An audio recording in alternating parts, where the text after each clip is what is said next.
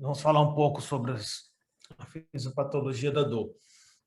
Para aquelas pessoas que não me conhecem, essas são minhas credenciais. Eu fiz neurocirurgia no Hospital da Restauração, depois eu fiz 3 anos de dor, neurocirurgia funcional no Hospital das Clínicas da Universidade de São Paulo, onde eu continuei com um doutorado também na área de dor, tratamento de lombalgias complexas com epiduroscopia. Depois, em outra oportunidade, eu vou falar sobre isso. E faço parte da Sociedade Brasileira para o Estudo da Dor e fui fundador da Liga de Dor de Pernambuco. Estamos coordenando a pós-graduação de dor aqui do UNIP. Então, foram 6 anos na UFPB, 5 anos na restauração e mais 3 anos no Hospital das Clínicas da Universidade de São Paulo. Retomando um pouco sobre o conceito de dor, nós nunca devemos esquecer esse conceito, que ele é fundamental para nós tratarmos qualquer paciente. Ela é uma experiência sensorial e emocional desagradável, né, associada a uma lesão tecidual real ou potencial, ou descrita em termos de tal lesão. Esse é o conceito ainda mais antigo da IASP. Em outras aulas, em outros momentos, nós vamos ver o conceito atual, mas que não mudou quase nada, né? Lesão associada ou semelhante àquela descrita em termos de tal lesão, ou seja, passou mais de 20 anos, 30 anos para acrescentar uma palavra no conceito de dor, ou seja, não houve uma evolução muito grande nesse entendimento. Mas o que é importante é que a palavra emocional ela está no conceito de dor, e muita gente esquece isso, principalmente os profissionais da área de saúde na hora de tratar o paciente. Então, devemos lembrar sempre desse conceito, que é uma experiência sensorial e emocional. Então, quando nós temos ansiedade, nós temos depressão, isso potencializa a dor que nós sentimos, a parte sensitiva, né? Quando nós, por exemplo, nós sentimos uma dor no peito, isso leva a uma imaginação desagradável. Imaginamos que nós estamos sofrendo um infarto, né? Mas nós conseguimos identificar aquele tipo de dor, nós conseguimos pensar em alguns conceitos que nos levam a essas hipóteses diagnósticas, né? Isso leva a uma sensação aumenta a minha ansiedade, pode despertar hostilidade, eu quero resolver aquele problema logo, eu quero ir para o hospital, eu quero resolver aquela situação, então isso desperta emoções desagradáveis, né? Isso tem repercussões físicas, psíquicas, sociais em todo o meu contexto. Quando é uma dor crônica, isso se torna crônico, isso se torna diário, né? Então, essa multidimensionalidade da dor, que já foi falado na aula anterior, ela tem uma repercussão muito grande na vida do paciente, né? Então, a gente precisa entender isso, entender o sofrimento do paciente, se colocar no lugar do paciente, né, para conseguir tratar aquele ser que nos procura para aliviar a sua dor. Nem sempre nós conseguimos, ou o paciente também nem sempre consegue descrever sua dor com propriedade, com a dor discriminativa, por exemplo, com picada, pontada, como a dor aguda. Às vezes o fenômeno, quando a dor é crônica, ela é desprovida dessas características, né, mas não é desprovida das características do componente cognitivo. Isso fica muito difícil para o paciente suportar. Então, a maioria dos conceitos, a maioria dos autores de dor, eles dizem que a dor crônica, isso é um consenso, né, nos estudiosos de dor, é aquela dor que persiste além de 3 meses, né, contínua, mesmo depois que o problema foi resolvido, como, por exemplo, uma hérnia de disco ou uma lesão no menisco, uma lesão no tendão, no músculo, né? Então, a aguda, ela tem aquela função localizatória, protetora, frequentemente resulta de uma lesão tecidual identificável e autolimitada. A dor crônica, ela não exerce essa função protetora, ela afeta a saúde do paciente de um modo geral e a qualidade de vida, e ela pode ser a doença por si só, porque ela é debilitante. Cria-se uma sequência de eventos, né, de pensamentos, de atitudes, leva o paciente a ter uma série de atitudes que vai repercutindo na sua vida como uma bola de neve, que é difícil ele se reabilitar sozinho. Então, ele precisa de uma equipe multidisciplinar para lhe devolver a qualidade de vida, para que ele consiga conviver com essa situação. Então, a gente imagina, por exemplo, o paciente com a dor crônica, ele é igual a... Vou citar um exemplo aqui. Um paciente que vai para a praia. Qualquer um de nós, quando vai para a praia e sofre uma lesão de primeiro grau, porque passou muito tempo no sol, né?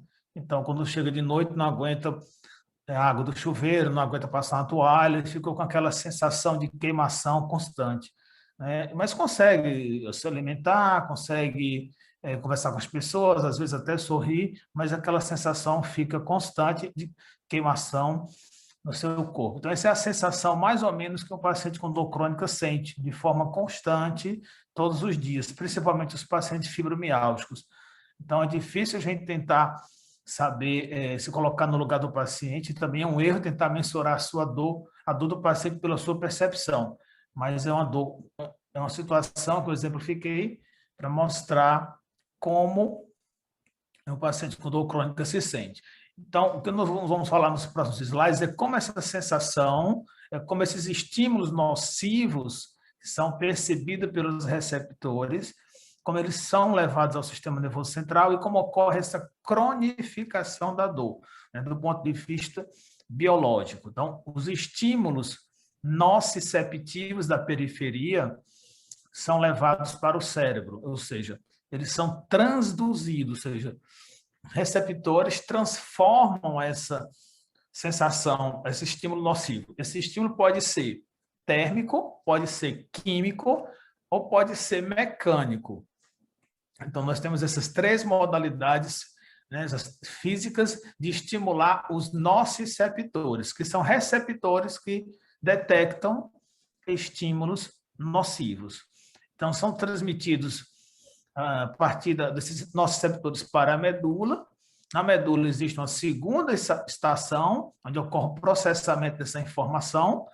Algumas respostas, elas são elaboradas já na medula. Por exemplo, se você pisa num prego, se você pisa num ferro quente, você tem aquele reflexo de retirada imediato. Antes dessa informação ir para o cérebro para ser interpretado, para não demorar mais. Ou seja, é uma resposta reflexa fisiológica processada a nível de medula. Então, na medula existe essa segunda estação, esse processamento, que fica no corno posterior, nas lâminas de Hexted. Então, a partir daí, as fibras, os segundos neurônios, eles cruzam para o lado oposto, com uma inflexão cranial, formando o trato espinotalâmico. Não, são as vias da dor, né? As vias ascendentes, né? E daí vão fazer sinapse com o segundo neurônio, né? O terceiro neurônio, desculpa, no tálamo, ou na substância cinzenta, no tronco cerebral. E de lá seguem para o córtex e seguem para a região do cíngulo, né? Ou seja, fazem conexões com várias áreas corticais para que esse fenômeno seja interpretado. Também nós temos as vias descendentes, né? Nós temos neurônios que ajudam a controlar a entrada desses estímulos na medula. É o chamado portão da dor, que foi descrito por Melzack e Wall na década de 60, foi um marco assim, na história dos conhecimentos de dor. Por isso que muitos estímulos dolorosos eles não chegam no cérebro, ou seja, são processados na medula, tem uma resposta e muita coisa filtrada. Então, são as vias descendentes, né? Então, essas vias neurológicas, essas vias de neurônios, grandes vias sensitivas, elas são recheadas, assim, usando a linguagem simples, elas funcionam à base de mediadores, né, químicos, de neurotransmissores e moduladores endógenos. Então, quando a gente tem um desequilíbrio entre essa via ascendente e a via descendente, é que começam os processos patológicos, começa o processo de dor crônica. Então, o conhecimento dessas vias da dor, ele é crucial para compreender a fisiopatologia e o manejo das dores. né, assim, das principais síndromes dolorosas. Então, as terminações nervosas que transmitem os impulsos nociceptivos, eles são de dois tipos principais, as fibras A delta e as fibras C.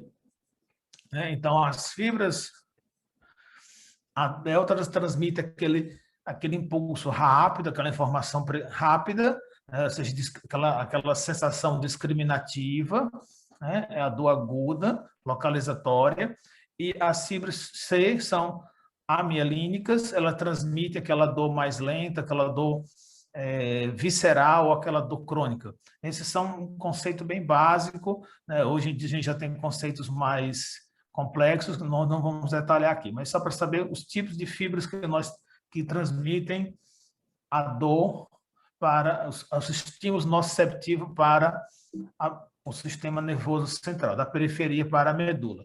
Então, existem algumas etapas desse fenômeno álgico, que nós vamos detalhar aqui agora. A primeira etapa é a estimulação do nociceptor, que responde a um dano tecidual. Né? Esse dano tecidual pode ser mecânico, ou seja, uma pancada, uma contusão, um corte, pode ser químico, né? Um ácido, outra substância irritante, e pode ser, no caso, a temperatura. Né? Os sinais de dor, eles são transmitidos à medula espinhal e processados no corpo posterior. Né? Claro, tudo isso à base de transmissão sináptica, né, excitatória, que permite que o sinal seja transmitido ao cérebro. E existe a modulação, né? O sinal de dor pode ocorrer a nível periférico, a modulação desse sinal pode acontecer a nível periférico ou a nível central. Né? Então, a modulação é justamente esse equilíbrio entre as vias descendentes e as vias ascendentes, né? Que um mecanismo do nosso cérebro para evitar, né, estímulo em excesso para que a gente consiga sobreviver aos danos, né, à nossa rotina, nosso dia a dia. Por exemplo, os pacientes com dor nociplástica, os pacientes com fibromialgia e com cefaleia, eles têm alterações nessa modulação da dor. Então, eles sentem estímulos em situações que a maioria das pessoas não sentem. Eles sentem dor, né, eles sentem esse fenômeno porque eles têm dificuldade na modulação, no processamento central desses estímulos, né? E também na percepção. Então, a percepção do sinal de dor é processado na região do córtex, a nível cerebral. Então, as dores nociplásticas, você não encontra nenhuma lesão ao longo das vias da dor, mas o paciente refere dor com situações simples, quando ele sente dor, às vezes, até com correntes de ar, ele sente dor ao se sentar, ao se levantar. Então, são pessoas que têm alterações na modulação e na percepção da dor. Né? Por isso que as vias descendentes, né, resposta a esses sinais, as vias descendentes podem modular a experiência dolorosa. Então, como que acontece essa modulação?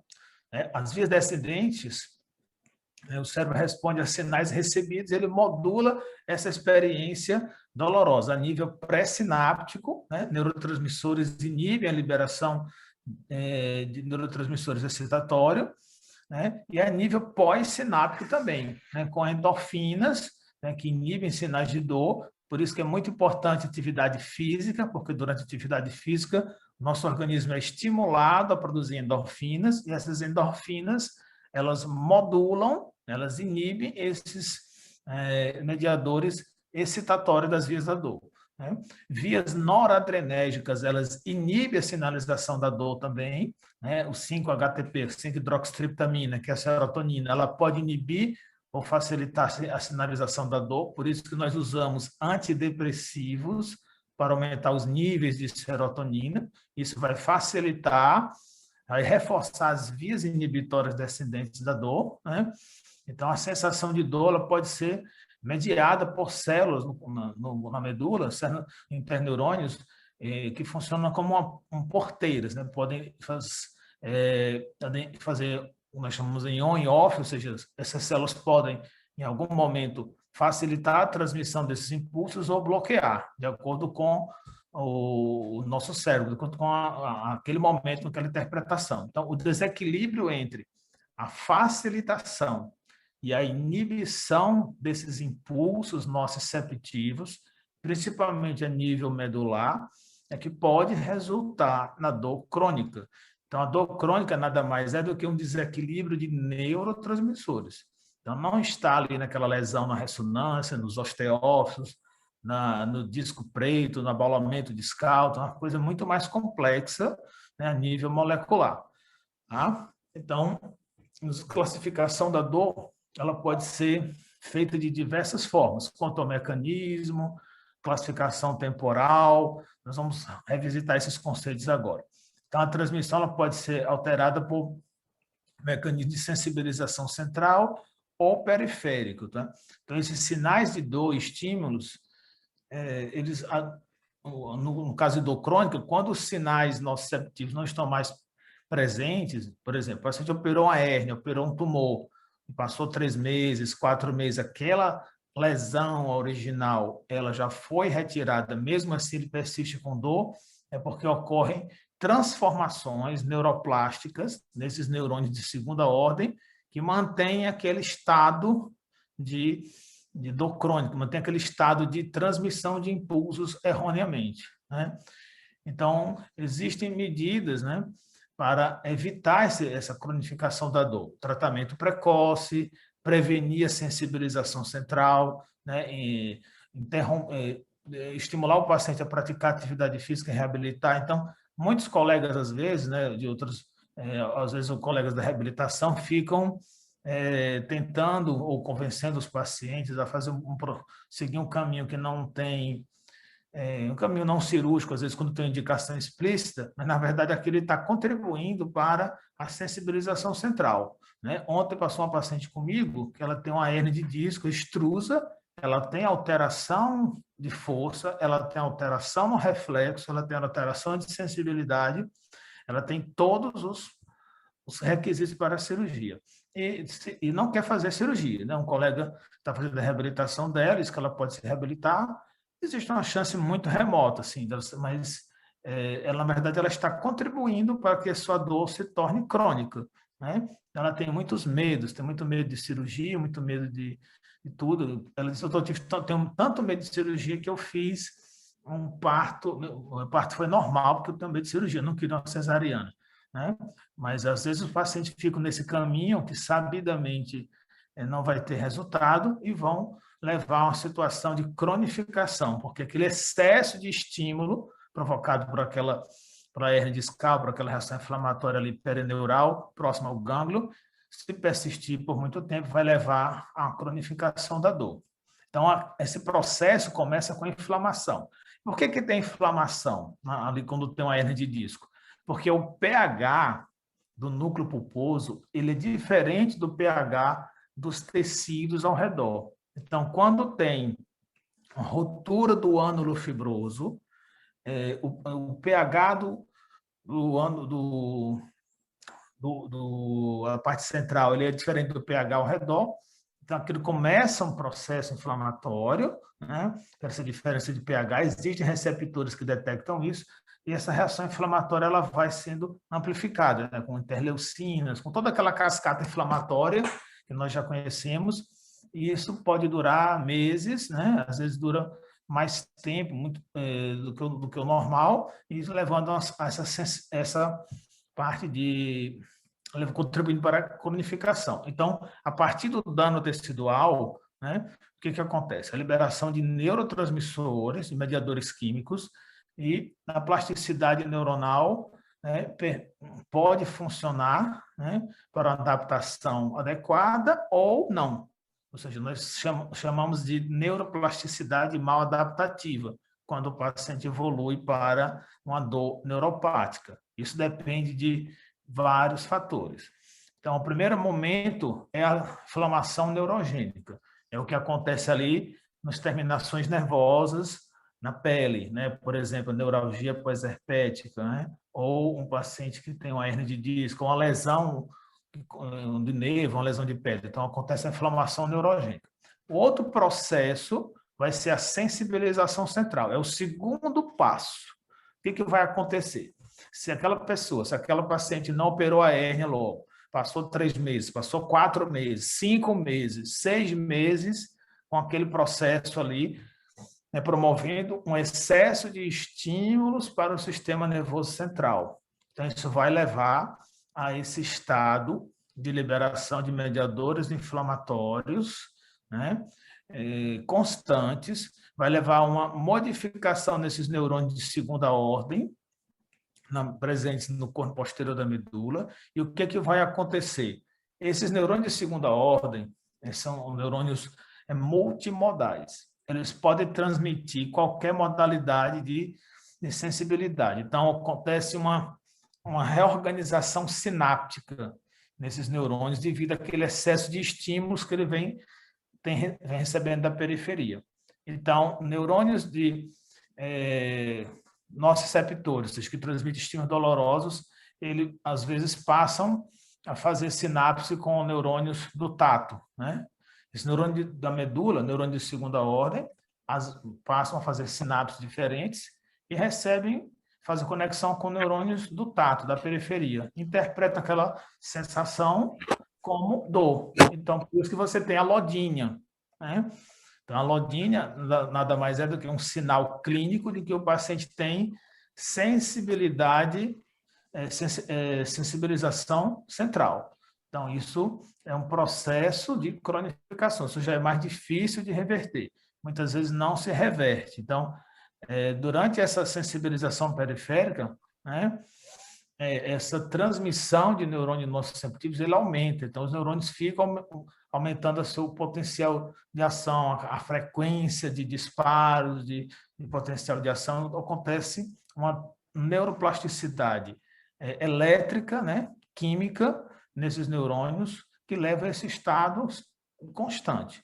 Então, a sensibilização central, ela envolve a ativação persistente de neurônios da medula e do cérebro. Então, tem alterações de neurônios de segunda ordem da medula, ocorre alterações de neurônios do tálamo e ocorre alterações de neurônios, né, no córtex sensorial. Então, eles podem se tornar espontaneamente ativados. Ocorre uma redução do limiar desses neurônios. Na verdade, é isso que acontece. Então, o paciente tem dor constante, em choque, às vezes, uma dor paroxística que ninguém sabe que hora vem, que hora sai, essa crise dolorosa, em choque ou em queimação. Por quê? Porque esses neurônios, eles perderam as suas propriedades fisiológicas iniciais.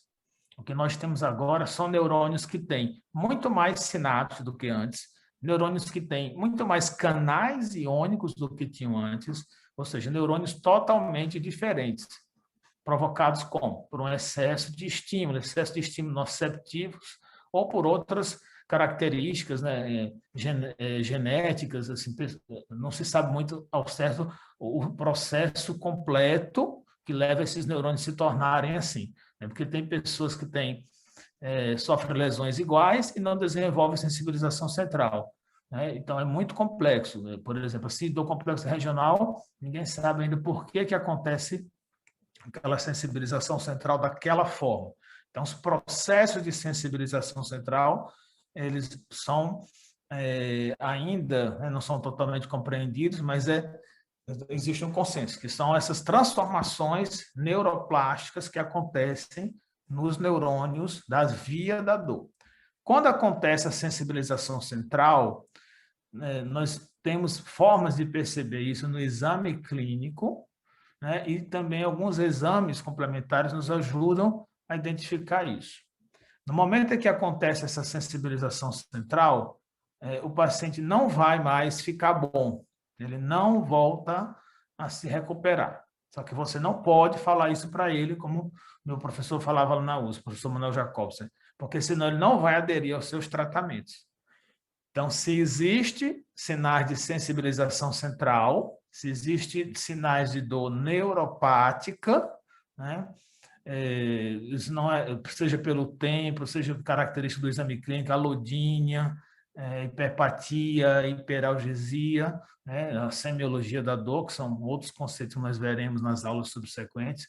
Então, se existe no exame clínico esses sinais de sensibilização central, já é um caminho sem volta. O paciente não vai se recuperar 100%, mas tem tratamento, nós conseguiremos melhorar sua qualidade de vida se ele aderir a um tratamento interdisciplinar, né? Então, a dor não é uma entidade sensorial hemogênica, né? Homogênea. Então, tem a dor nociceptiva, quando há um predomínio de estímulos nociceptivos, e a dor neuropática. São os dois grandes grupos que nós conseguimos dividir as síndromes dolorosas. E existe o grupo, né, da dor nociplástica, que são conceitos mais recentes, que são as dores que não conseguem se encaixar nem no grupo da dor nociceptiva, nem no grupo da dor neuropática, que são as dores dolorosas que têm dificuldades de processamento central. Então, a dor nociceptiva é aquela que ocorre por dano tecidual real, né, ao tecido não neural e é devido a uma ativação de nociceptores. Quando há dano ao sistema nervoso, aos nervos, aos gânglios, nós chamamos de dor neuropática, né? Então, a dor nociceptiva ela pode ser somática, pode ser visceral, superficial, profunda. A dor neuropática pode ser periférica ou pode ser central, como, por exemplo, a neuropatia diabética, né? A neuralgia pós-herpética, são sinais de dor neuropática periférica, mas tem sensibilização central. A dor pós-AVC, a dor pós-lesão medular, é uma dor neuropática central, porque o dano está diretamente no sistema nervoso central. Então, a dor neuropática é uma dor transmitida por um sistema de dor alterado, né? Alterado seja anatomicamente ou fisiologicamente. Então, o que acontece aqui? Quando nós temos os impulsos nervosos normais que conduzem à dor. Diante de uma lesão tecidual, essa fibra nociceptiva, ela transmite esses impulsos, né? São neurônios pseudobipolares. O corpo do neurônio ele fica aqui no gânglio da raiz dorsal. Tá? E ele envia um prolongamento para a periferia, onde estão presentes os nociceptores, e um prolongamento central. Quando você tem uma lesão, o impulso percorre todo o neurônio, passa pelo gânglio e faz sinapse com os neurônios de segunda ordem. Daqui para frente, forma-se o trato espinotalâmico, né? E aqui essa linha verde é a modulação rostrocaudal, né? Então, o que acontece aqui? Um fenômeno fisiológico aqui onde acontece a interação entre a via ascendente e a via descendente. Isso é o fisiológico, é o normal. Então, imagine que que ocorreu uma lesão periférica, uma lesão de um nervo, um trauma, né, no nervo ulnar, por exemplo. Então, aquele nervo aquela região ficou desaferentada. Quando o nervo perde a sua finalidade, o seu órgão-alvo, né, então ele fica desaferentado. Então, ali acontece uma geração de impulsos dentro do nervo ulnar constante, né? Isso leva a modificações aqui nas vias da dor, principalmente aqui no corno posterior da medula. Então, o primeiro momento é a sensibilização periférica. O segundo momento é a sensibilização central, que ocorre na medula e que ocorre a nível cerebral também. Então, vai acontecer a perda dos controles inibitórios. A perda da modulação rostrocaudal causa dor exagerada, devido ao desbalanço entre os sinais ascendentes, que sobem, e os sinais descendentes, que têm a finalidade de contrabalancear, né, de inibir esse excesso de estímulos nociceptivos.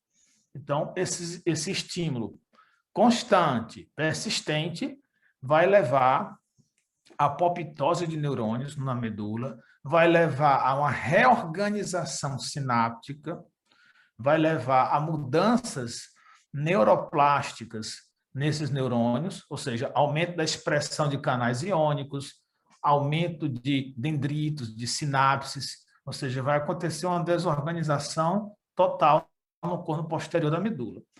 Isso vai levar a uma perda da modulação rostrocaudal. Então, todo impulso que chegar aqui vai para o cérebro, não vai ter mais aquele filtro. Então, qualquer impulso nocivo vai ser muito intenso para aquela pessoa que tem sensibilização central.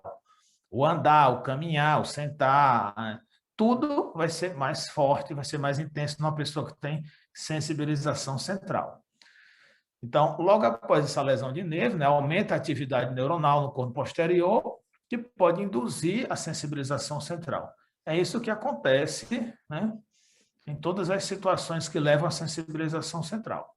As descargas anormais, elas induzem a essa neuroplasticidade anômala, promovendo esse fenômeno. Então, a expressão, né, dessa situação é a dor neuropática, né? É uma junção de fatores, mecanismos periféricos, né? Neurônios hiperexcitados, perda da inibição rostrocaudal e uma hiperexcitabilidade do sistema nervoso central, a nível de córtex, levando a descargas anormais, né? Resultando em dor neuropática. Quando nós falamos em dor mecânica, é uma dor mecânica na coluna, dor mecânica no ombro, nós estamos nos referindo que existe um componente nociceptivo. Quando tem uma dor em choque, uma dor em queimação, é um componente neuropático. Então, na prática clínica, a maioria dos nossos pacientes tem uma dor mista. Ele tem um componente nociceptivo e tem um componente neuropático. O componente neuropático, aquela dor em choque, em queimação, é paroxística, ou seja, que ela vai e vem e ele não sabe quando vai ter a próxima crise. E o componente nociceptivo é aquela dor mais localizada, discriminativa, que ele consegue discriminar. Ele consegue dizer, ó, é em pontada, é em choque, é aqui, é no ombro, é aqui na perna. Então, os pacientes, eles oscilam ao longo da sua jornada de dor. O paciente nunca tem os sintomas de dor constante, ele tem melhora, piora, recaídas, né? É a regra nesses pacientes com dor crônica, né? Então, o paciente com fibromialgia, ele pode ter crises, porque ele tem, em algum momento, muitos pontos gatilhos miofaciais.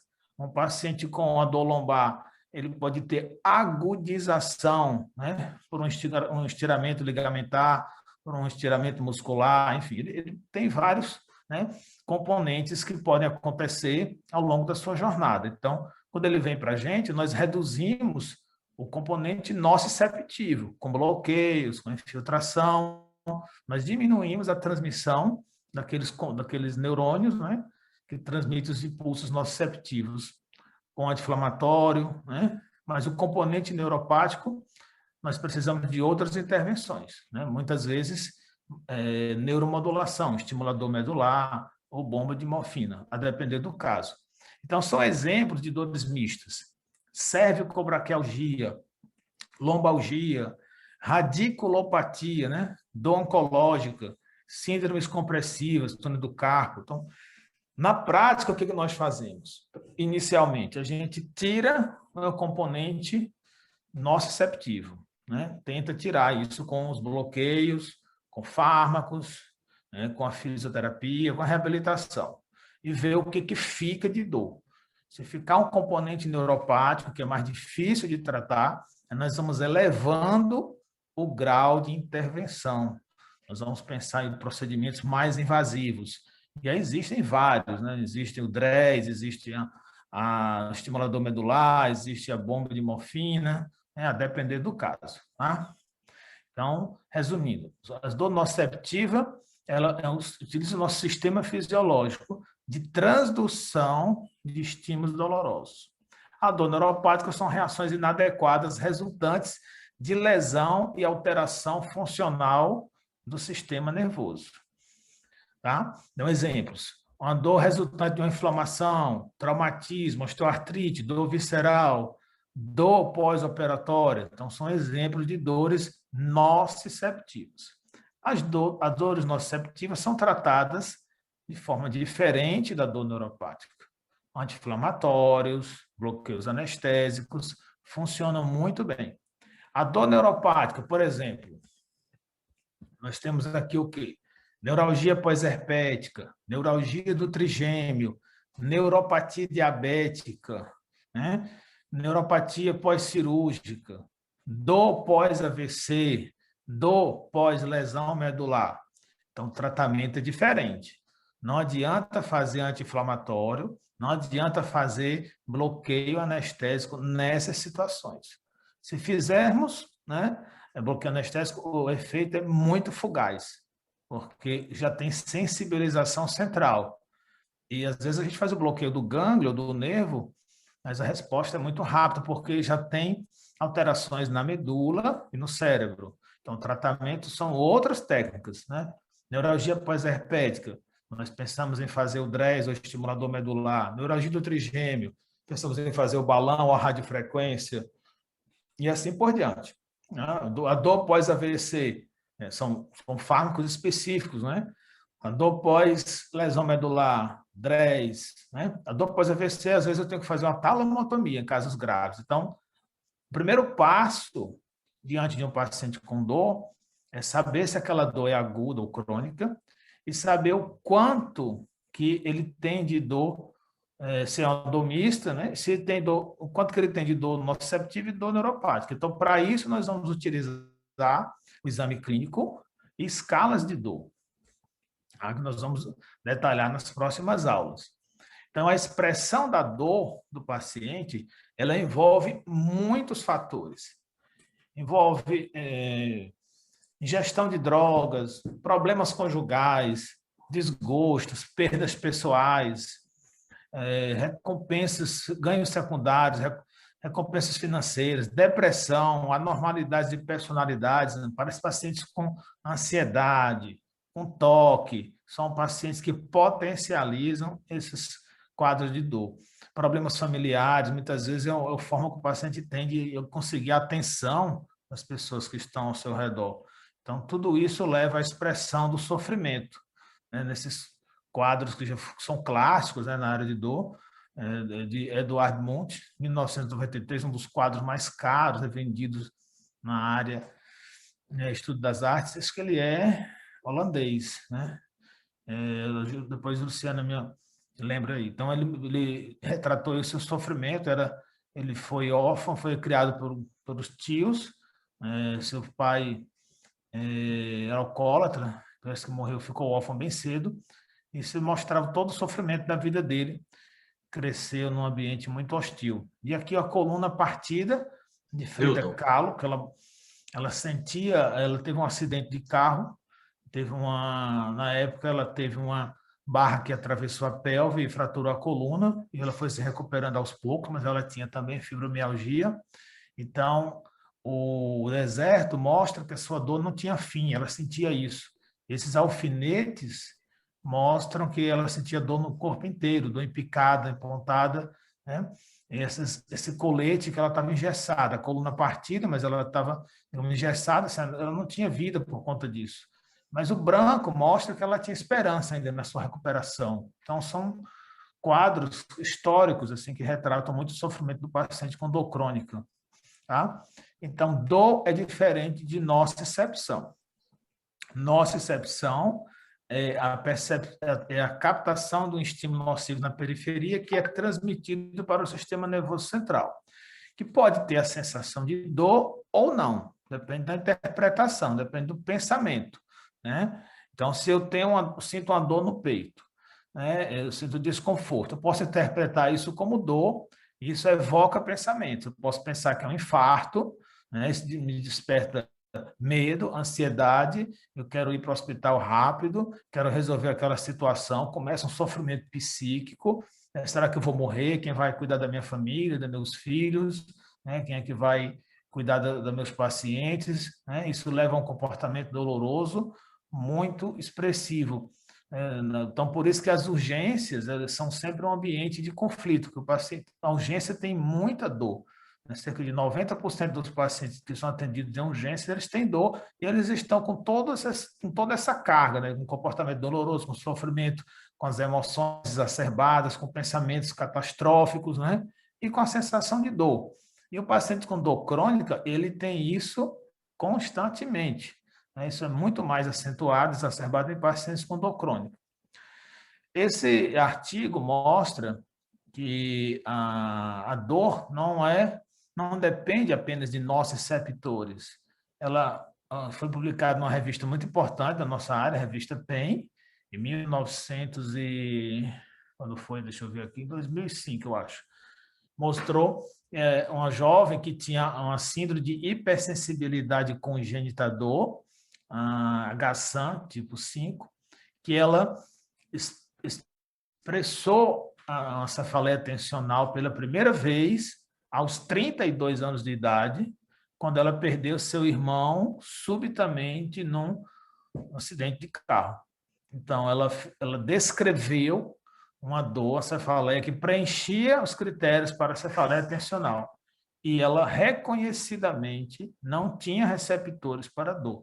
Existe uma doença genética para isso, ela não tinha nossos receptores. São raros chegarem na vida adulta, né? Porque eles se machucam com frequência, mas isso é um caso emblemático, é um artigo muito, muito marcante na nossa área, e mostra que os inputs, né, que os estímulos para o cérebro perceber dor, ele não vem apenas dos nossos receptores. Isso leva muito em conta as emoções, né? Então, é muito importante ter em conta isso. Então, é preciso conhecer tudo isso para a gente tratar bem os pacientes. Então, existem situações, né? Desculpa, volta mais os 2 slides aqui. Tá? Então, é importante conhecer todos esses fenômenos para nós elaborarmos a estratégia de tratamento da dor. Como a Luciana falou na aula anterior, a gente precisa ser criativo, né? Para tentar fazer com que o paciente tenha adesão ao tratamento, diminuir as suas incertezas, né? Esclarecer, falar as medicações, por que nós estamos usando aquelas medicações, por que nós estamos fazendo bloqueio anestésico, por que é importante o tratamento precoce para não cronificar a dor, né? Remover as causas nem sempre é possível, mas a gente tenta quando é possível.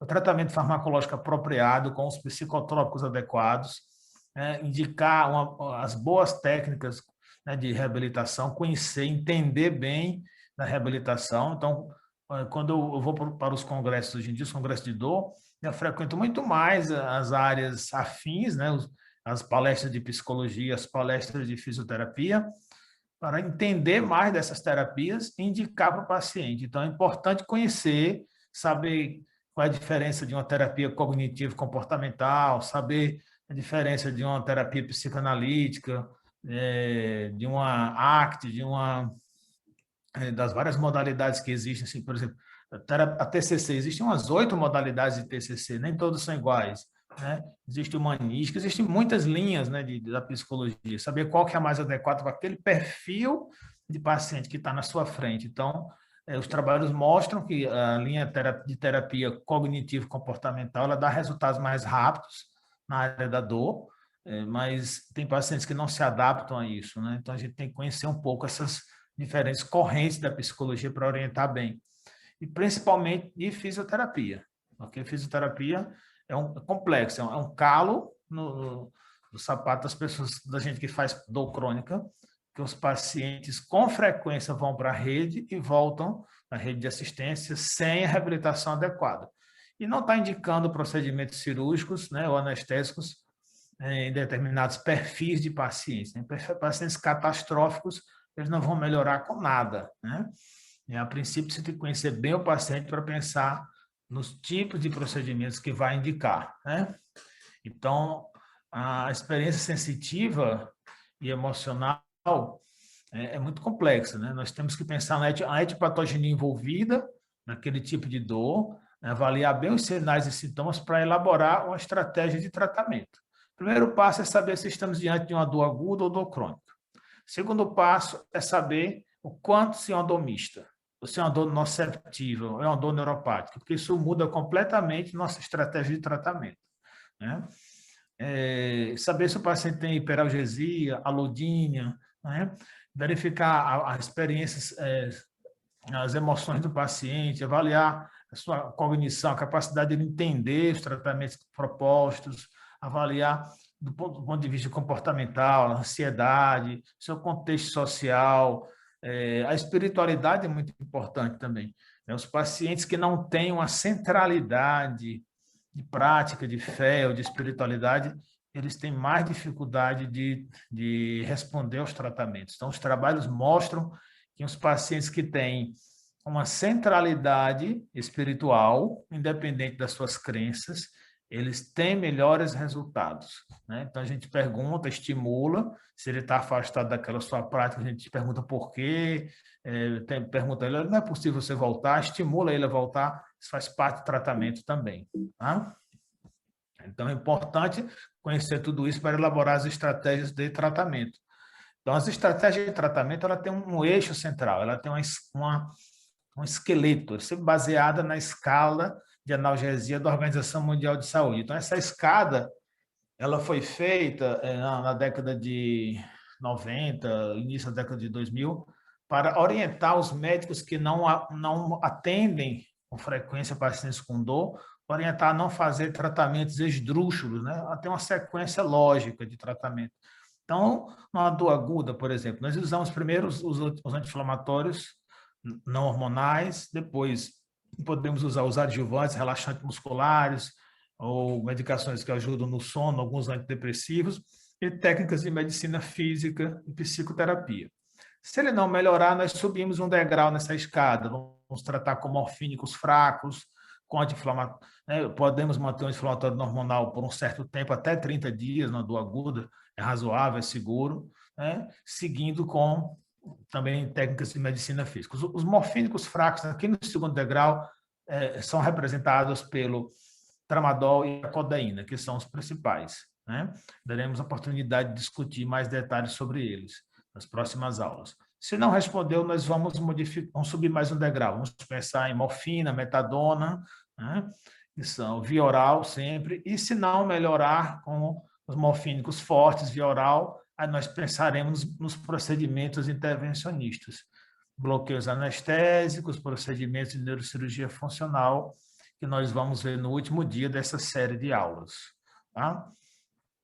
Então, muito importante é a educação do paciente com dor, né? O modelo de tratar o paciente, de tratar a dor. Então, existem na nossa sociedade, na área médica, na área da saúde, existem modelos bem diferentes, né, de abordagem desses pacientes, né? No modelo tradicional, que é o que predomina na nossa formação clássica de medicina, o determinante da dor, né, o que determina a dor é sempre uma doença. Então, há uma procura constante por uma lesão.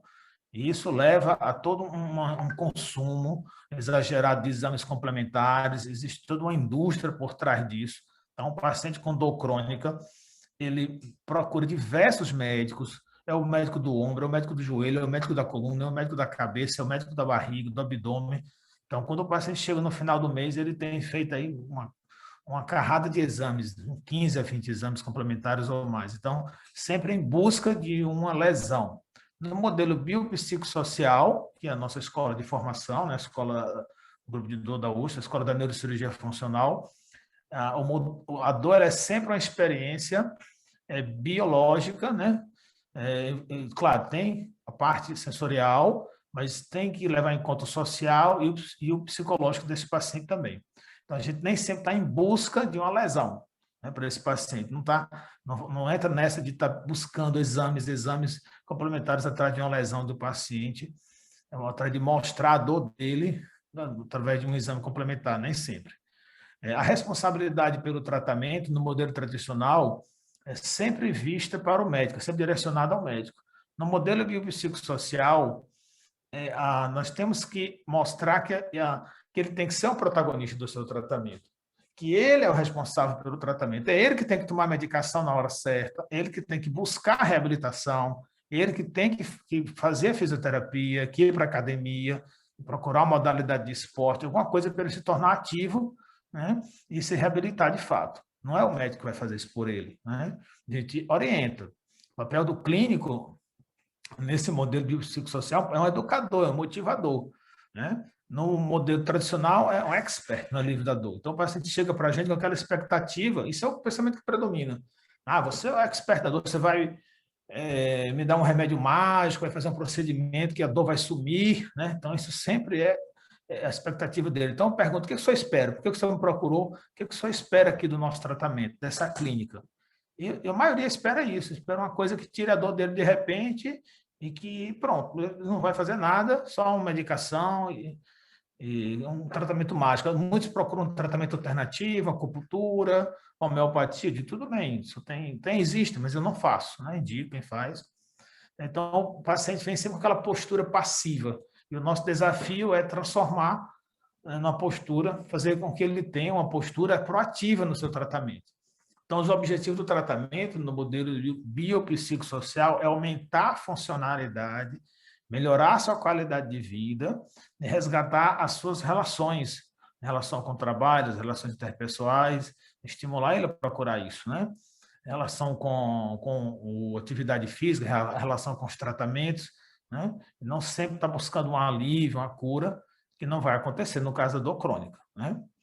E nem sempre nós usamos métodos, né, farmacológicos ou a técnica, estimulamos sempre, né, essa abordagem interdisciplinar, né, psicologia, educação física, fisioterapia. Então, ele tem que passar, tem, pelo menos em algum momento, passar por essas modalidades integradas de tratamento. De preferência, numa equipe que conversa entre si, porque não adianta ele estar fazendo a psicologia de um lado da cidade, o fisioterapeuta lá do outro lado, o médico lá do outro lado, que não se conhece, que não se interagem. As chances dele ter um tratamento, um resultado melhor, é se essa equipe conversa sobre si. Isso potencializa o resultado dele. Tá? E o foco da atenção no modelo biopsicossocial são os pensamentos do paciente. Tem paciente que ele tem tanto medo. Hoje eu atendi uma paciente, ela teve uma fratura osteoporótica de L2, e ela indiquei tratamento conservador, porque era mais apropriado para ela, há 3 meses com um colete. Tá? Mas ela adoeceu tanto, assim, a família, filhas adoeceram ela veio hoje aqui, ela para se levantar da cadeira, para se sentar, com a ajuda de 2 pessoas. A filha advogada conseguiu do convênio home care para ela, tem enfermeiras 24 horas na casa, fazendo tudo para ela, ajudando ela a tomar banho, ajudando ela a se sentar, se levantar, ir para a mesa, ajudando a comer tudo, né? Sem a menor necessidade. Ela não tem nenhum déficit neurológico. O que ela tem é medo. Eu tirei o colete, pedi para ela andar sozinha, e ela com medo de andar sozinha. Então, o pensamento dela é um medo de quebrar a coluna, de fraturar, é grande, tão grande que ela potencial, ela se tornou uma pessoa muito mais doente do que necessário para ela. Então, agora, todo um processo, reabilitar essa pessoa, fazer com que ela dispense as enfermeiras, comece a se reabilitar. Não fez uma fisioterapia nesses 3 meses, com medo, com medo. Então, tem pessoas que esses pensamentos, eles são catastróficos, ela só pensa no pior, só pensa nos resultados piores daqueles tratamentos, e isso engessa a pessoa, ela não sai do canto. Então, a visão biopsicossocial tenta, né, identificar esses pensamentos disfuncionais, né, essas distorções cognitivas, né, isso muitas vezes a gente não tem como fazer na consulta médica, por isso que ele precisa da ajuda de um profissional de psicologia para identificar esses pensamentos disfuncionais, as distorções da realidade deles, distorções cognitivas, e ajudar a melhorar. Por isso que a TCC é boa para isso, tá? Então, agora eu vou falar alguns casos clínicos, né? Estamos abertos a perguntas, né? Mas eu queria que vocês conhecessem um pouco esses casos. Esse caso, Simone falou um pouco, trabalha conosco. Esse caso foi publicado na rede social da paciente, eu posso mostrar aqui, foi ela que publicou. Essa paciente tem cerca de 38, 40 anos, eu acho, né? Ela passou 10 meses internada. Em um ano, dos 12 meses, entre saídas, né, e reinternações, ela passou 10 meses internadas. Né? Diagnóstico dela, ela recebeu vários diagnósticos de vários colegas diferentes, mas ela tem fibromialgia. E ela internou por quê? Porque ela evoluiu com a necessidade de usar opioides fortes. e via oral já não estava mais resultando na melhora dela, né? Qual é a conduta? Qual a abordagem para ela? Vamos abrir aqui as perguntas. Só quem não pode falar é Simone, que conhece o caso, tá? Qual seria a abordagem para ela? Gente, pode A ir bomba, aí. Isso.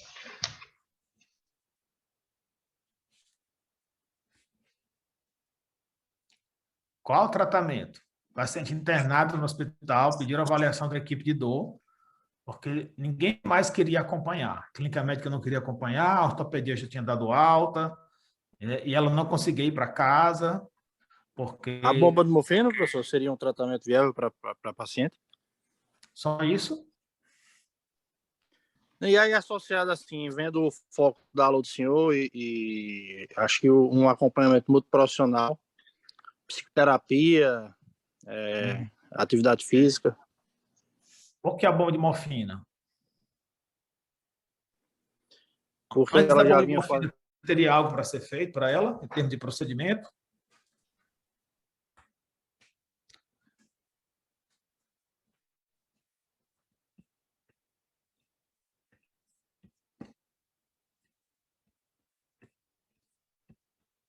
Psicoterapia, também, difícil ela fazer psicoterapia no hospital. A gente primeiro tem que deshospitalizar, né? A gente fez unir todos os esforços para deshospitalizar. O que a gente faria para deshospitalizar mais rápido? Vamos lá, gente. Estamos abertos aqui, ó.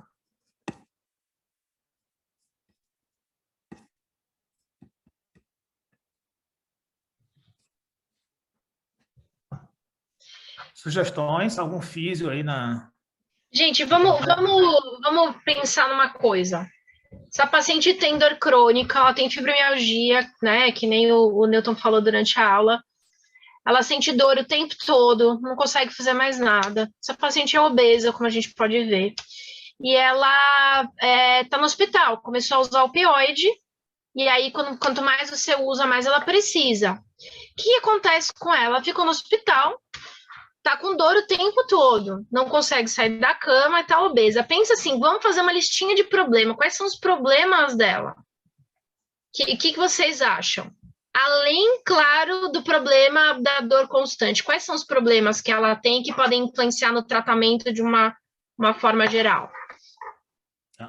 A gente tem que identificar os fatores predisponentes, temos que identificar os fatores desencadeantes das crises de dor, por que ela se reinterna tanto, né? E os fatores perpetuantes. Cada paciente com dor, nós temos que identificar isso. Não adianta partir direto para uma bomba de morfina se a gente não identificar esses fatores no paciente. Então, muitas vezes, a gente não consegue identificar isso na primeira consulta, no primeiro atendimento. E precisa conhecer toda a história do paciente, né? Ó, o Ulisses escreveu baixa autoestima. Sim. Sim, é uma possibilidade, sim. Né? Como é que a gente vai melhorar a autoestima dela? Se ela evoluir, né, para perder peso, se ela, a gente estimular ela a fazer uma psicoterapia, mostrar que ela é capaz, né?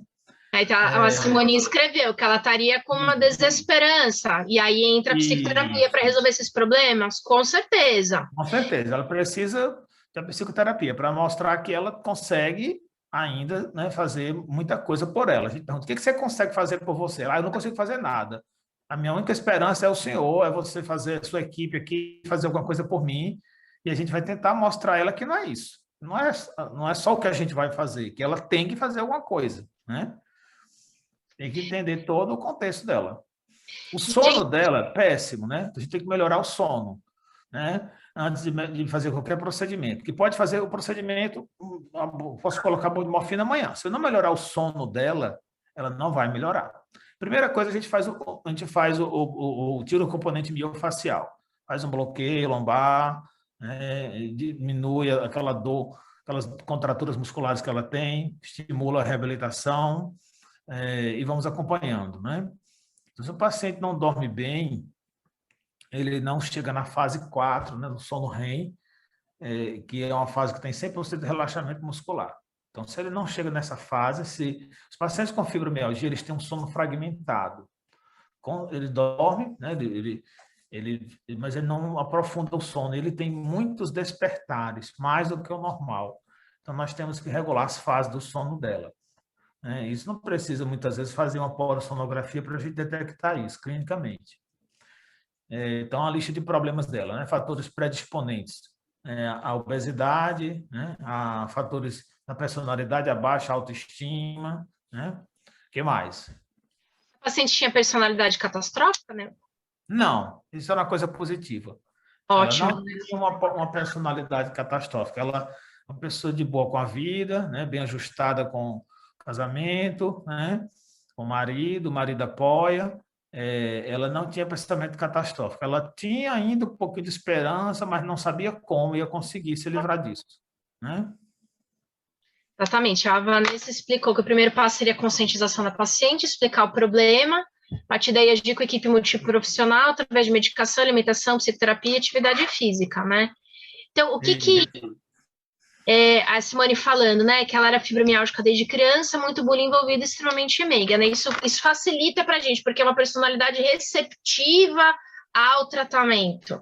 Aquela coisa, se você tem empatia suficiente para dizer, eu acredito que você está sentindo dor, você estabelece uma relação de confiança para ela aceitar o tratamento. Então, assim, você vai pegar todas as áreas da paciente, então, problemas nutricionais, essa paciente, poxa, ela é obesa, será que ela está consumindo quantidade de proteína? A gente sabe que paciente com dor crônica consome mais proteína. Poxa, então, assim, questão do sono, fibromialgia, sabe que não dorme bem, eles não têm sono reparador, tem muita fadiga. Poxa, será que ela tem cinesiofobia? Está com medo de se movimentar?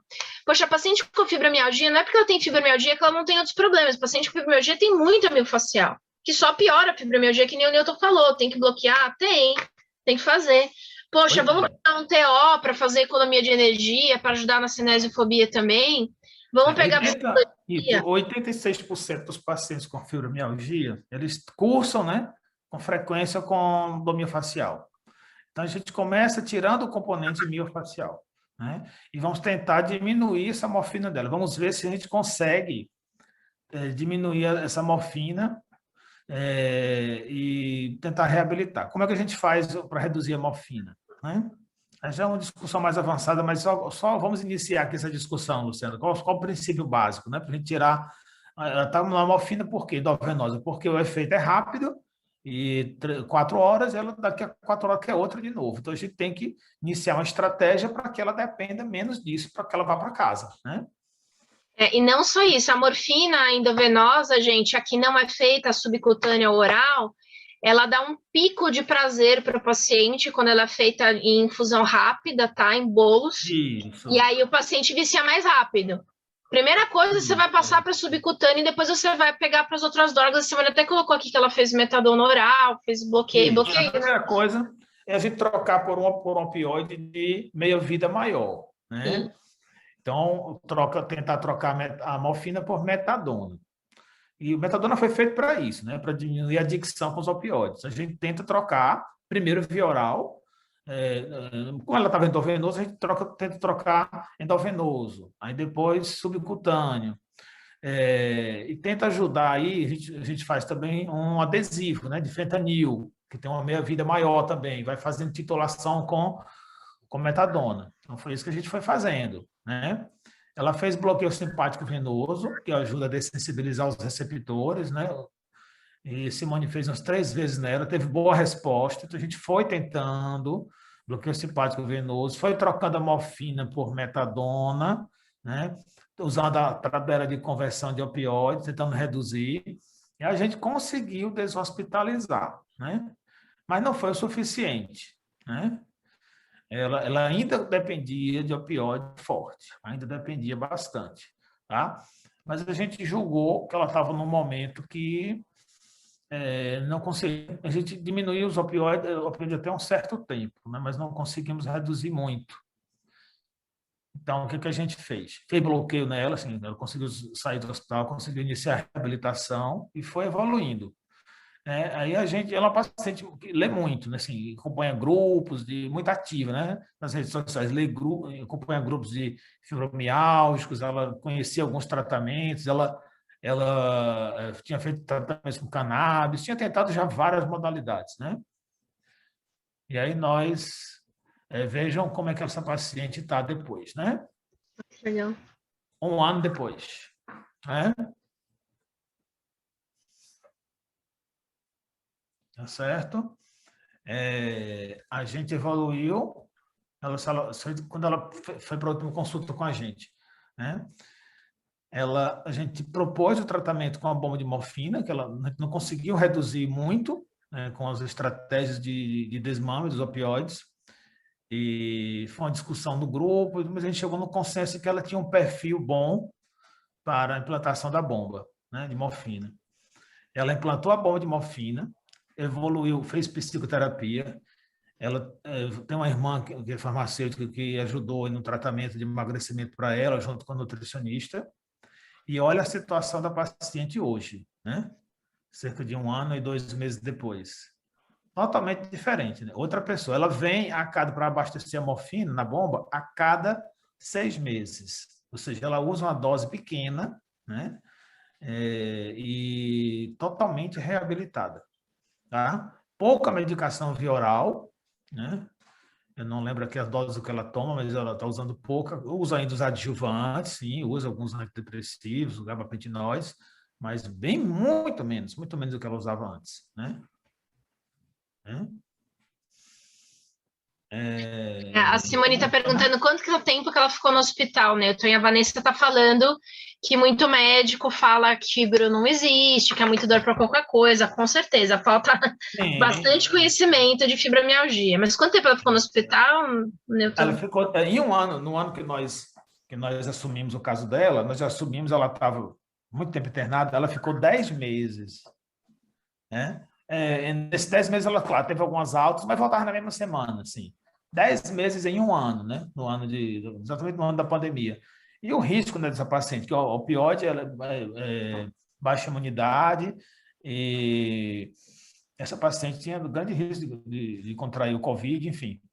E esse exemplo é muito interessante, que essa foi uma das melhores pacientes que nós tivemos resultados com bomba de morfina, porque muita gente pensa, principalmente neurocirurgiões, que a bomba de morfina é o fim da linha do paciente com dor crônica. Todos eles vão chegar na bomba de morfina, eu vou ficar cuidando aqui, porque lá no futuro vai ser uma bombinha para mim, né? E tem colegas assim em São Paulo, não vou citar o nome, mas a Luciana sabe, que ele disse que fez a previdência privada dele com bomba de morfina. Ele já implantou tanta bomba que só os pacientes que vêm para ele para repor a morfina, ele faz tudo particular, ele tem um pool de pacientes todo mês.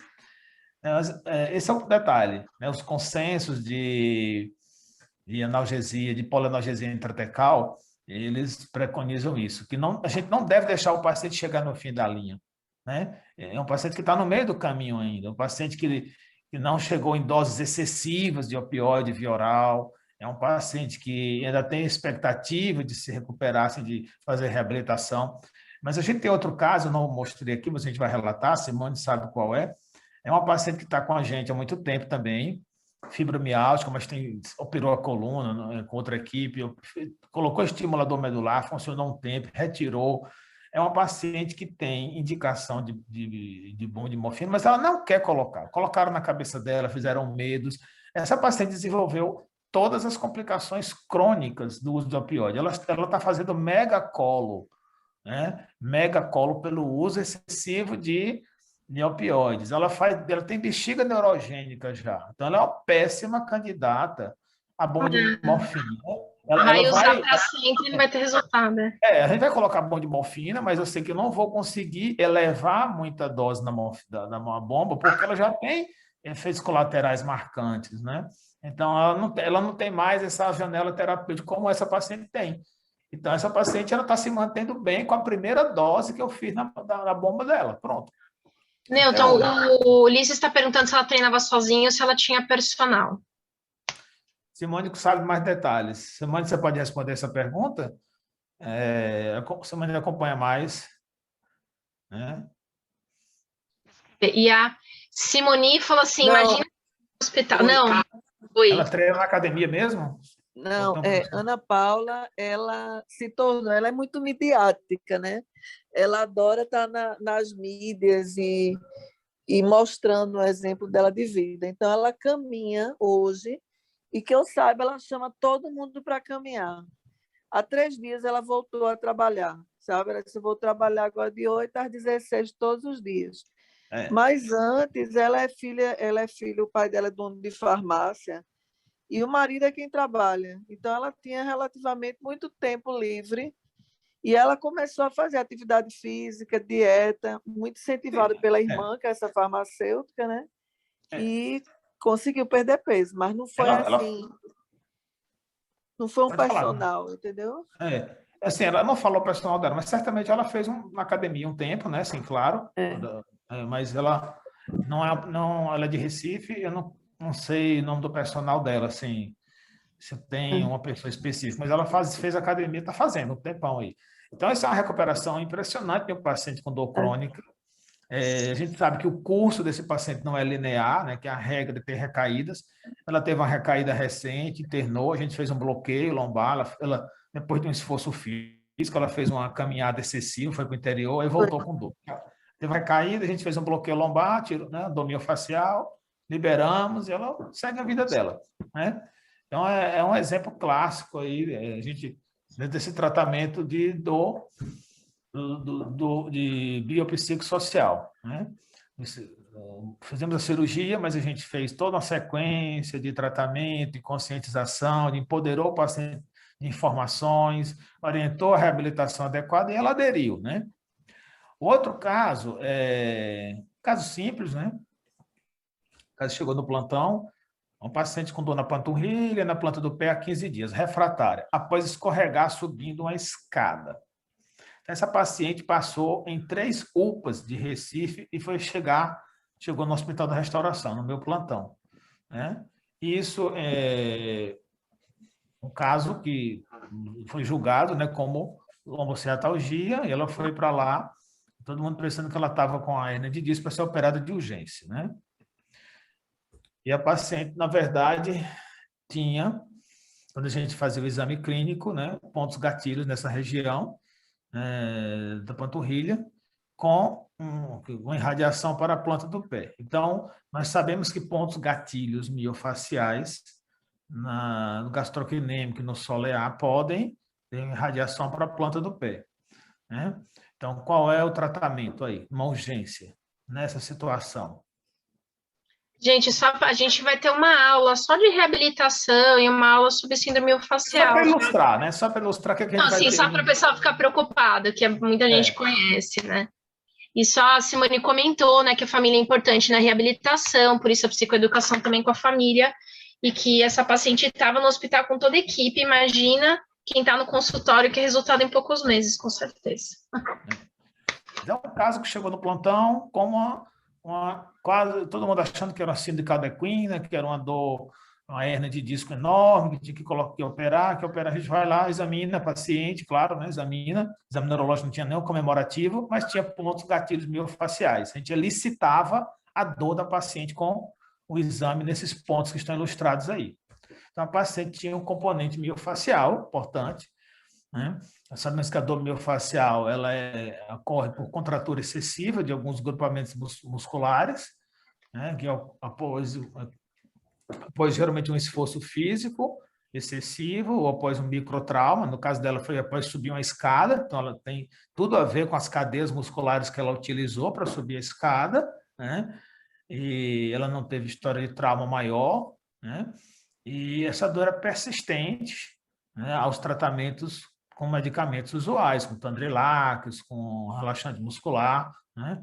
Então, ela, como estava refratária ao tratamento via oral, né, a gente fez uma infiltração de pontos gatilhos e a paciente melhorou. Então, a dor miofacial, ela pode acontecer em qualquer músculo, né? E cada músculo tem seu padrão de irradiação. Nesse padrão de irradiação, ele não segue dermátomos, né? Existem mapas, né, sobre esse atlas, e alguns autores acreditam que essa irradiação ela tem a ver com a origem embriológica desses músculos, né? Assim como a gente sente radiação de um infarto aqui para a parte anterior do braço, subindo, às vezes até para a região da mandíbula, né, por origem embriológica desses territórios, né? Então, a dor miofascial ela pode atingir qualquer parte do corpo, qualquer músculo, né? Então, o tratamento na urgência, né, é uma desativação de pontos gatilhos, que pode ser feito com agulhamento seco ou com infiltração de anestésico local. A melhora é imediata, o paciente recebe alta. Muita gente pode aprender isso, muitos médicos, para tratar os pacientes na UPA, na urgência, porque se você for tratar essa paciente com analgésico, com anti-inflamatório, com tramal, essa paciente vai passar horas e horas, vai passar o plantão inteiro e não melhora. Ela já vinha há 3 dias bolando, assim, passando de UPA em UPA, e ninguém resolvia o problema dela. Então, ela já tinha feito todas as medicações possíveis para uma dor ciática na urgência e não tinha melhorado. Então, nós fizemos a infiltração e ela melhorou, né? Depois, o que a gente recomenda para esses pacientes, né? Reabilitação com terapia manual, se possível, né? Técnicas de liberação manuais, liberação miofascial, osteopatia, são as técnicas que dão melhores resultados. Então, nós vamos ter aula de tudo isso no curso, né, ao longo desses 6 encontros que nós faremos. Tá? Quer acrescentar mais alguma coisa, Luciana? A dor miofascial, que você tem 2 situações. Tem esse trauma que o Newton descreveu, e tem os pacientes com músculo fraco, que fadiga e faz miofascial. Então, sempre depois que você, independente nas 2 situações, depois que você desativa, você tem que pedir para esse paciente alongar e depois fortalecer esse músculo, senão a miofascial vai acontecer de novo, tá? Quando tem miofascial por trauma, é muito mais fácil de tratar porque é um músculo que estava previamente forte. Então, fica mais fácil, tá? Mas aí, de novo, a gente vai ter uma aula só sobre isso. E é impressionante, o paciente melhora na hora mesmo, tá? A gente assim, a gente pode fazer ponto isquêmico, gelo local também para desativar tudo, mas o melhor mesmo é a infiltração do ponto, né? Seco ou com anestésico. Outro caso, aqui no consultório, uma paciente com edema, dor, né, e vermelhidão intermitentes no ombro, no membro superior, há 3 meses, após uma cirurgia no ombro. Ela fez a cirurgia em junho, e depois dessa cirurgia, ela ficou com esse fenômeno. Essas fotos não são dela, são apenas fotos ilustrativas. Eu não tirei foto, eu tirei foto delas, mas eu não tenho autorização para mostrar, né, diferente das outras, né? Então, ela, paciente, veio encaminhada para mim de um cirurgião de mão, né? Que não sabia mais o que fazer no caso dela, né? Ela fez a cirurgia no ombro e ficou com esse fenômeno intermitente. De tempo em tempo, ela fica com edema, com flogose, né? E dor excruciante, dor em choque, dor em queimação no membro superior. E ela não consegue fazer mais nada com esse membro. Não consegue escrever, não consegue dirigir, não consegue... algumas vezes ela tem até dificuldade de se alimentar. O que está acontecendo com ela? Ela voltou para o médico que fez a cirurgia do ombro, ele falou que não teve nada a ver com a cirurgia dele, que a cirurgia dele foi tecnicamente correta, fez a ressonância, mostrou que não havia nenhuma lesão lá no ombro, nada. O que ele tinha se proposto a fazer foi feito. E agora ela está com esse problema e tentando um diagnóstico. O que nós vamos fazer? Quais são as hipóteses?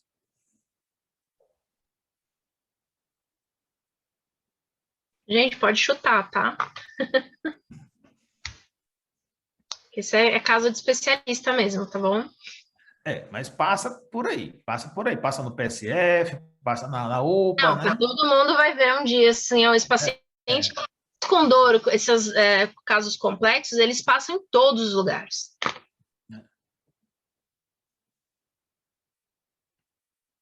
Vamos lá.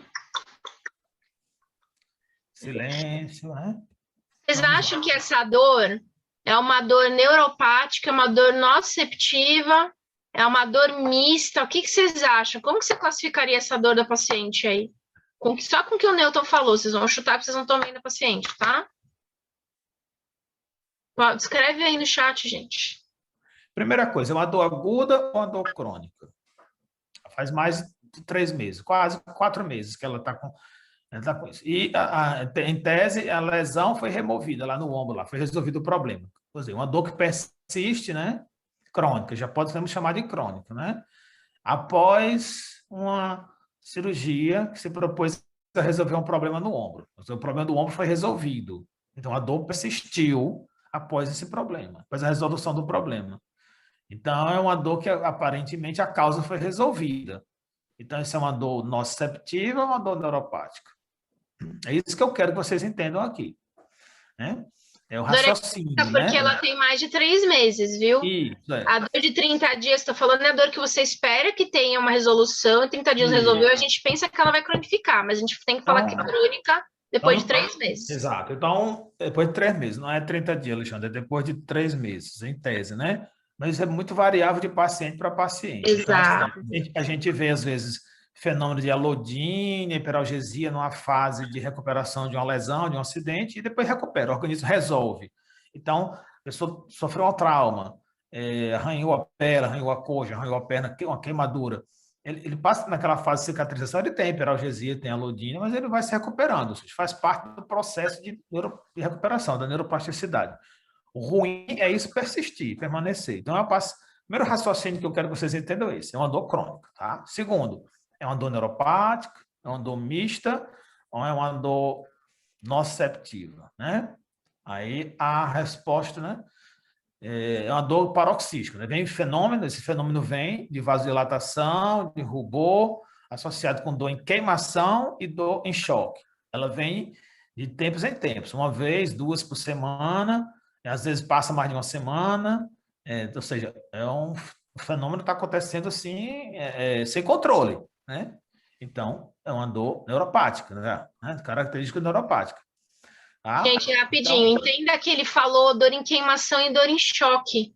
Elas são descritores comuns para dor neuropática. Embora a dor em queimação ela esteja também na nocicepção, mas o choque ele é bem característico da neuropática, tá? Então, isso já muda, né, nossa abordagem terapêutica. Então, a hipótese diagnóstica tem várias, né?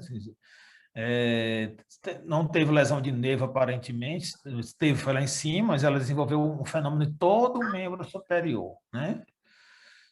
Então, o que acontece com isso? Né? Vamos fazer o diagnóstico, né? Túnel do carpo. Ele pergunta por que o túnel do carpo se caracteriza como dor mista? Porque tem essas características de dor nociceptiva e dor neuropática, né? Se for crônico, sim. Então, a paciente está com dúvida do que ela tem, né? Lesão de nervo periférico, lesão de plexo, síndrome complexa regional, né? Então, quais são os exames complementares que a gente pode solicitar para ela? Já para ganhar tempo, antes de mandar para um especialista. Tá? Pode solicitar ressonância, pode solicitar... Estou terminando já, bem rapidinho. Pode solicitar... O que mais? Tá? Então, a suspeita principal, síndrome complexa regional, que são neurônios do sistema nervoso simpático, presentes na cadeia anterolateral, ali da região da medula, do cervical e torácica, que assumem uma atividade ectópica, uma atividade independente, né, e passam a agir assim, em todo o membro superior, com esses fenômenos de vasodilatação, de rubor, de dor em choque, ou seja, uma dor conhecida, né, mais conhecido como dor mantida pelo simpático, né? Termos simplificados assim para vocês. Então, para a gente comprovar isso, que tem um componente simpático, existe um exame que é muito interessante, que é a termografia. A eletroneuromiografia dela foi normal, inicialmente, né? Porque não tinha lesão de nervo. Tá? Então, não fez o diagnóstico. Então, o exame que nós fizemos para ela foi uma termografia dinâmica, chamado Cold Stress Test.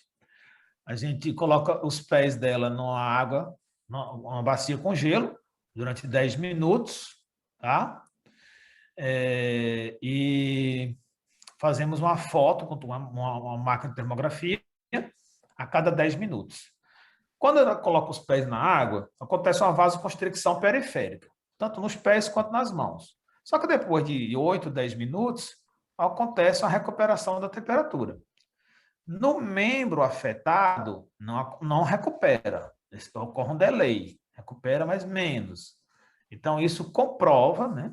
A termografia é um exame, né, muito preciso, isso comprova que tem esse delay, que tem esse comprometimento simpático, né? Então, aqui nós temos ela fazendo o Cold Stress Test, né? Que é explicando aqui com a termografia, E aqui nós temos o laudo da termografia, mostrando que houve uma hiporradiação em luva, com resposta vasomotora simpática anormal, né? Presença de resposta reflexa paradoxal na extremidade superior direita. Resposta normal dos dedos da mão, resposta normal dos dedos da mão com atividade vasomotora simpática instável, né? Então, comprovando, né, o que nossa suspeita inicial, ou seja, que tem realmente uma alteração do sistema simpático naquele membro. Tá? Então, esse é um exame assim, bem moderno na área de dor, foi acrescentado nos últimos anos, né, nos últimos 10 anos, que nos ajuda a confirmar esses diagnósticos. Se a gente fizer uma eletroneuromiografia nela de novo, aí vai piorar a situação, né, Luciano? Não dá, é o caso que não vai ajudar e vamos fazer mais agressão nela. A numerografia tem uma limitação, né, para fibra fina. Olha aí. A Júlia está perguntando se podia ser uma atrofia de Sudek. Tá. Responda essa daí. Oi? Responda. Gente, o que é atrofia de Sudek? Vamos lá. Qual que é a definição de atrofia de Sudek? O que quer dizer atrofia de Sudek? Que, né, a gente, né, isso é um nome, né, que a gente até usa pouco hoje em dia. Vamos lá, eu quero inscritos aí no chat. Vanessa, depois eu vou explicar para você o negócio do túnel do carpo. Vamos lá, gente. Gente, alguém escreve aí no chat, gente. Não vou responder. Participação.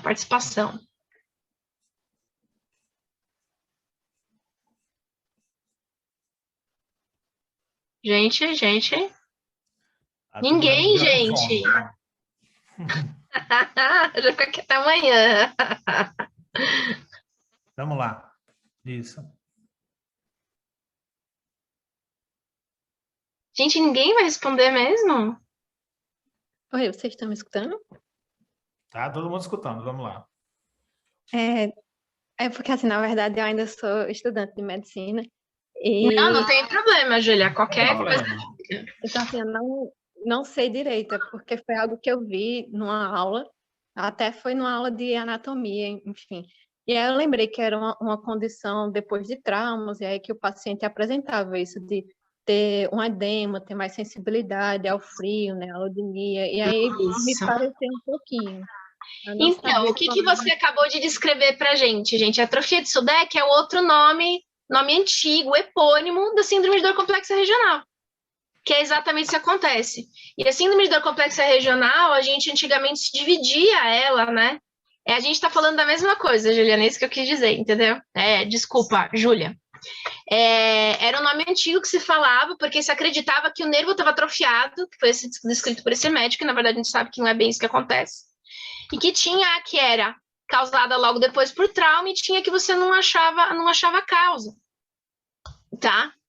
E aí você tem exatamente essas alterações de pele, temperatura, de sistema nervoso autônomo, etc., que é o que ele está descrevendo, exatamente, você acertou o diagnóstico. Isso. É só porque o nome moderno agora é síndrome de dor complexa regional. Isso, tem vários nomes, né? Causalgia, né? Então a gente não usa mais, tem vários nomes, Julia. Se você colocar, vocês derem um Google, eu não tive a curiosidade de dar um Google, mas vai aparecer vários nomes, vários. Simone falou que o psicólogo não sabe nem falar, mas por isso que vocês estão aqui. Porque é para a gente falar a mesma língua, porque você vai atender pacientes com dor, né? E o paciente recebe esse diagnóstico, ele vai perguntar ao fisioterapeuta, ele vai perguntar ao psicólogo que está perto dele, né? Ele recebe uma proposta de tratamento. Olha, propuseram isso, disseram que eu tenho isso. O que o senhor acha? Então, você tem que saber opinar, né? Você é formador de opinião, você vai ajudar a tomar decisões, né? Então, qual é o tratamento? Tem que saber todos os nomes mesmo, viu, gente? Tem que saber. Não importa se hoje a gente usa síndrome de dor complexa regional, porque se você viu outro nome, entendeu? Não tem problema. E tem esses epônimos, né? Hoje a gente tem um movimento no mundo para usar menos epônimo, para ficar mais fácil o entendimento, mas a gente ainda usa muito epônimo. Sim. A Simone falou aqui, acho que isso de antigamente feito eu. Ih, Simone, fala assim não. qual é o melhor tratamento, né, para síndrome complexa regional? Na fase aguda, bloqueio de gânglio simpático, que pode ser o gânglio estrelado ou o gânglio de T3, e reabilitação. A fase aguda é entendida nessa doença como até 8 meses, mais ou menos, né, Luciano? Até 1 ano, assim, né?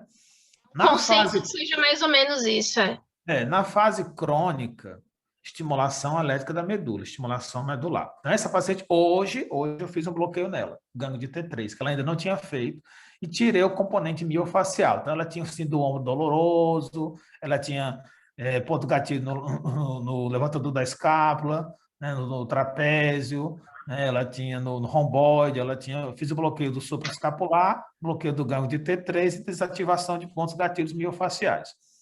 E vão encaminhar ela para a reabilitação adequada. Né? Por que a gente faz no gânglio de T3? Porque 20% das fibras simpáticas para o membro superior, elas não passam no gânglio estrelado.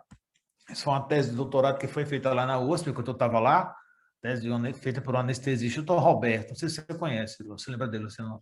Roberto, não lembro o nome dele. Ele comprovou assim, que até 7 meses, né, o melhor tratamento é no gânglio estrelado, bloqueio do gânglio estrelado, bloqueio seriado, repete a cada 2, 3 meses, até o paciente se reabilitar adequadamente.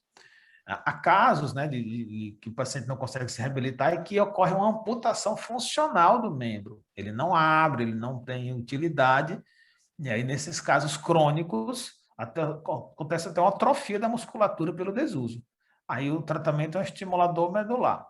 Então, são esses assuntos, né, que, mostrando aqui uma ilustração de gânglio de T3, aqui bem perto da aorta, ó. A gente faz assim, bem temeroso, né, porque a gente passa uma agulha aqui raspando a medula, né, raspando a vértebra, né, T3, uma agulha de hack, uma agulha simples, tem toda uma técnica para fazer isso, mas a gente faz rápido. Eu fiz sem contraste, eu gosto. Mas pode ser feito com contraste também, é o mais seguro, né? Então, hoje eu fiz o caso dela, vamos aguardar o resultado, né? É uma técnica simples, você faz em qualquer bloco cirúrgico que tem uma radioscopia, e a ideia é ficar repetindo isso sempre que ela necessitar. Se ela reabilitar bem, a gente vai ficar por aí, repetindo o bloqueio seriado. Senão, a gente evolui para outros tratamentos, né? O Newton falou que ela estava cheia de ponto gatilho, com dor. Por que isso acontece? O que acontece com esse paciente? Esse paciente tem uma dor neuropática tão importante no membro que ele tem medo de tocar nas coisas, porque ele tem alodínia. Vocês vão ver o que é isso durante as aulas. Ele tem, geralmente, alodínia, ele tem uma reação dolorosa a estímulos não dolorosos. Passou um vento na mão, tem dor. E o paciente fica com medo de encostar nas coisas e com medo de mexer. Então, o paciente ele recolhe o braço aqui, em atitude de proteção, ele deixa a musculatura toda rígida, ele faz isso aqui, ó, para não deixar o braço bater. Muito comum ver esses pacientes usando tipóia, que é péssimo para isso. E aí a musculatura, ela fica tensa o tempo todo, começa a ficar fraca por falta de uso, faz um monte de miofacial. Aí o paciente, além de ter dor da síndrome do complexo regional, ele ainda tem a dor miofacial. Então, se você não tirar a dor miofacial, é um componente que está aumentando a dor desse paciente. Então, você tem que ir limpando, que a gente fala, né? Você tem que ir tirando todos os fatores até você chegar aqui. Se ele fizesse só o bloqueio do gânglio e não tirasse miofacial, ela ainda tem um pouco de dor depois. Por isso que é importante essa avaliação bem abrangente para ver o que o paciente tem para poder tratar, tá? E aí, só respondendo a pergunta ali rapidinho da Vanessa, do túnel do carpo, dentro do túnel do carpo da gente, é um túnel onde a gente passa tendão, a gente tem artéria, a gente tem nervo ali passando, você tem uma compressão, aí tem vários motivos, vários mecanismos, onde a gente tem essa compressão, a gente tem a compressão do tendão, né, dali da musculatura, e a gente tem compressão nervosa, então a gente tem uma entrada de dor do aparelho